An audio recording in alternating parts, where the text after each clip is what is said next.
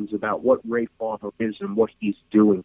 And if the last time I got to meet him was several years ago, and he was still working in scouting. So I really didn't get a chance to. I haven't had the chance to speak to him directly since he's become the general manager. But I would come and shake his hand and say, "My man, you are doing a fantastic job. Whatever it is you need to do, keep on doing it, because certainly the team needs that kind of leadership, and Pettine needs that kind of leadership. Even though he is the leader on the field and in the locker room, he needs a guy like Farmer to have his, as we say in the military, have your six, have your back."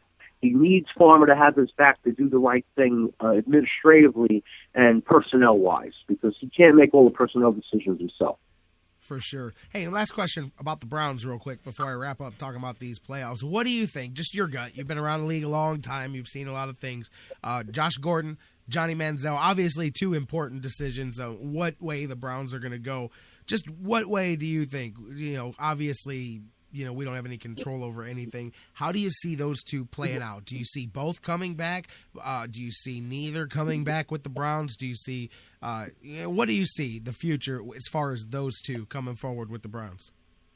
I see Johnny Cleveland coming back and I'm not going to call him Johnny Football anymore. We'll call him Johnny Cleveland now. I think Johnny Cleveland comes back, but he's told, hey, we're not going to tolerate, we're not going to tolerate the high school antics.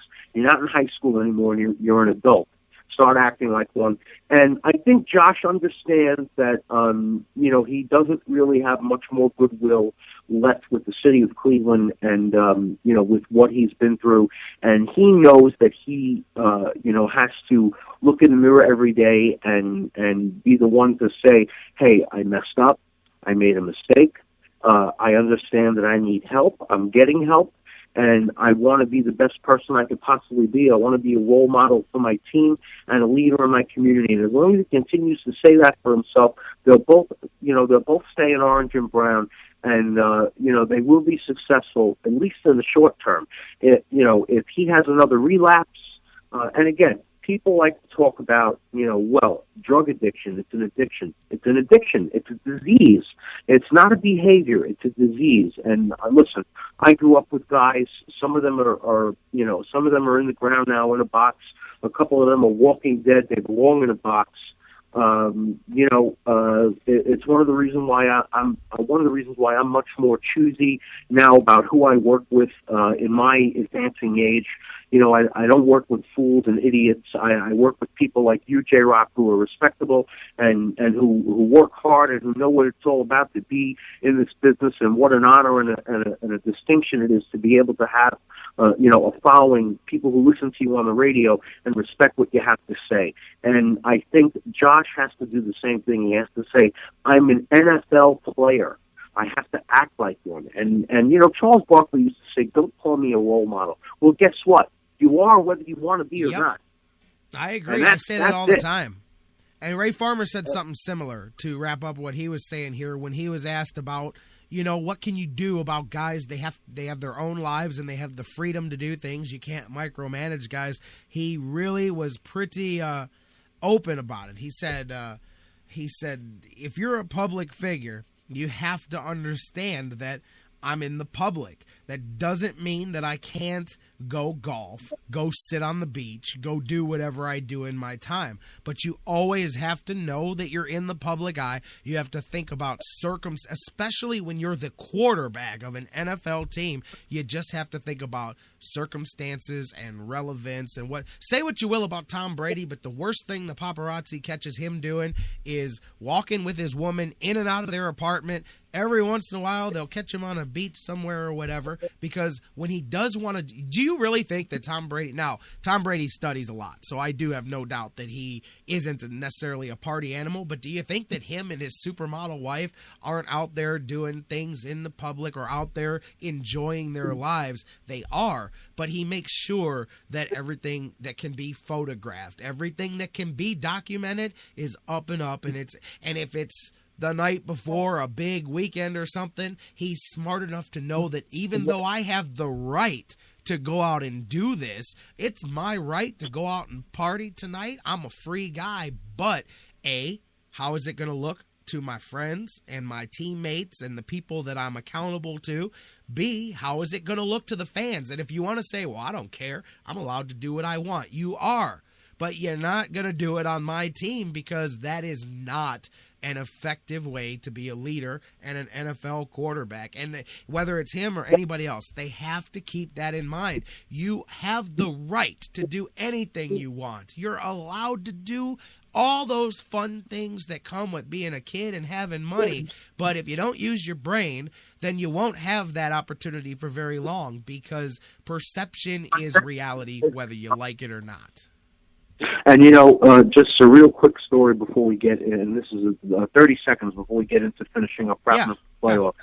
A long time ago, when I was covering the Giants and the Jets, I was hanging out at a well-known New York Jets bar on Long Island.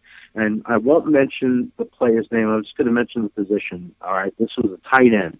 Okay, and we were out having a couple of beverages. Okay, and the gentleman saw a nice-looking young lady, a student at Hofstra University, that he would like to get to know a little better. And his lead-off line was, "Hey, I'm ...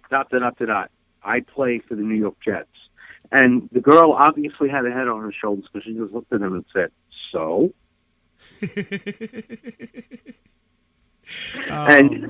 If you're going to walk around thinking that, hey, guess what? When you go to the bathroom, it smells like a rose garden. Then guess what? You're going to be out of work, or you're going to be coaching high school football really fast. I mean, it's funny too. Some people go, "Man, what did the kid ever do?" Listen, you can be, it's like I say about Josh Gordon. It's the reason that, believe it or not, more people will take up for Josh Gordon and his actions than Manziel, because when you have the success or the thought of success, all of a sudden people are willing to put up with a whole lot more. When you have nothing to hang that hat on, people aren't putting up with that garbage. And that's one of the things. When you put yourself there, you can't put yourself on the mountaintop and then say, "Why is everybody climbing up after me?" Because you put yourself there, my friend. So they're going to come after you twice as hard anyway. But in no way. You know what, though? Saying that is wrong, because they're not coming after him twice as hard for no reason. He's giving more. I've never seen somebody continue to give ammunition and it not be intentional. And I truly believe that that's the biggest problem, is that the stuff that Johnny does, it's not wrong, it's not illegal, but it's also not an accident, and it's not just a kid being a kid. I believe that every time he goes out, there's that rebellious side of him that says, "I don't care, and if you don't like it, I don't care." But the problem is if that's your attitude, you can't be an NFL quarterback, at least not on my team, and really not on most teams in the NFL, because ask around, man. There's a lot of guys that have washed out of the NFL that had a hell of a lot of talent in their arm, but if the rest of it didn't mesh with it, it doesn't matter. Quarterback is not an obscure offensive lineman. He's not a linebacker who can run fast and tackle people and hide behind a bunch of other names on the defense. The quarterback is the face of your franchise, and that is different. And if you don't think it is, nothing I say can ever make you understand that. So no reason to even continue about that. Hey, let's wrap things up, Doc, before we go here. Looking at Sunday's games, kind of interested here. You got a rematch from the regular season, Bengals and the Colts, and definitely Cincinnati looking for different results from the last time when the Colts just whitewashed them. But I'd go so far as to say that this is definitely a different Bengals team since that time. Finished the season relatively strong. Really, ever since that loss at the hands of the Browns, they got on a roll. They had a couple of stumbles last week, lost in Pittsburgh. So what Cincinnati team do you think shows up here? And same with the Colts. Do you expect to see another 27-0 wipeout? No, it's not the same Colts team either as it was at that point in the season, and they've been beaten up really bad, and they're suffering as well. I think the Cincinnati team you see, the Bengals team you see, is the team you've seen the past 4 or 5 weeks.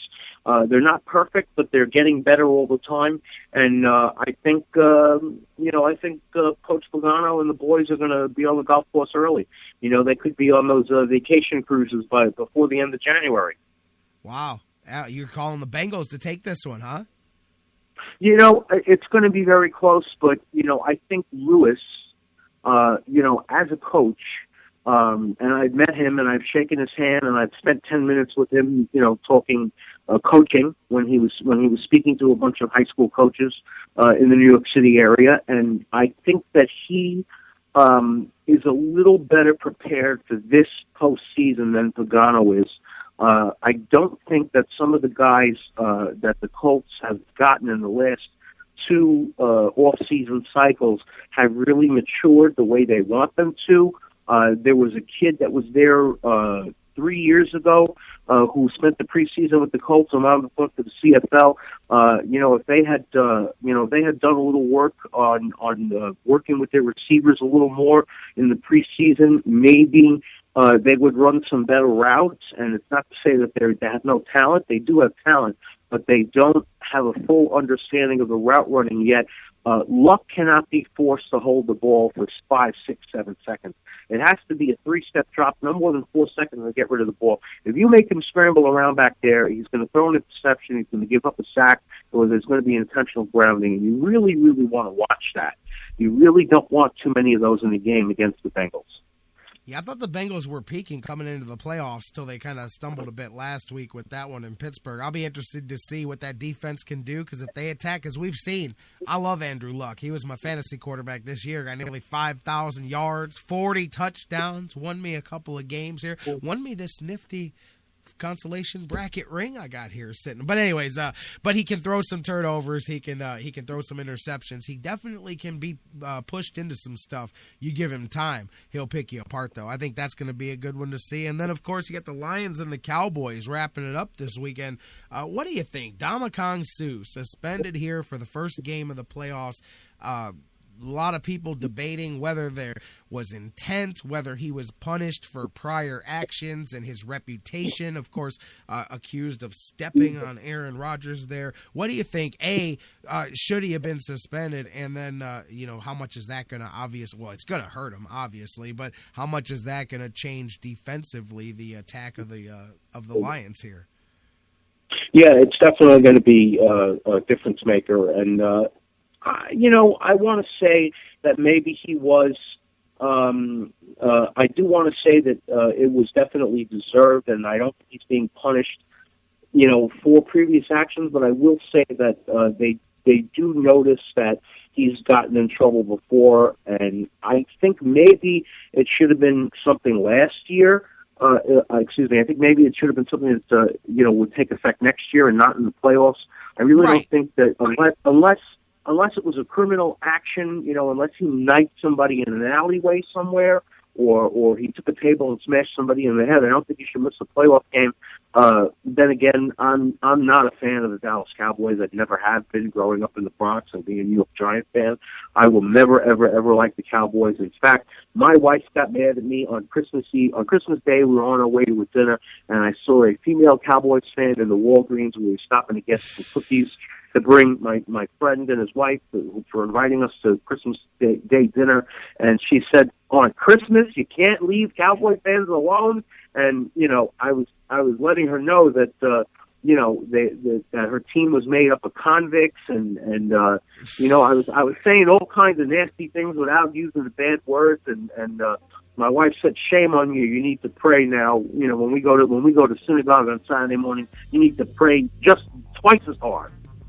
Shame on you, trolling the Cowboys fans like that. But I'll tell you what, man, good stuff. Dr. Football, Bill Checkus, as wild card weekend is upon us in the NFL. And of course, these 4 games, you've got the Broncos, the Patriots, the Packers, and the Seahawks awaiting the winners and how they reseed those. I don't know who's going to match up with who, but going to be some good stuff heading into the second round as well. Dr. Football, my friend, good long conversation today. You're actually going to be my final guest of 2014. So thank you again, not just for today, for a great conversation, for being with us every week, and I'm looking forward to seeing what 2015 brings. Yeah, I hope so, man. And, I want to thank you, and I want to thank all the guys in the chat room. I know I've been absent for a couple of weeks. Things are I'm not really stable where I am right now. I'm lucky I have a signal that I could, get on and do the show with you. But you let them know, you let those boys know, I shall return, in the words of Douglas MacArthur. My friend. Dr. Football, thank you very much, and I look forward to catching up with you next week, next year. Next year, baby. Oh, really quick. My New Year's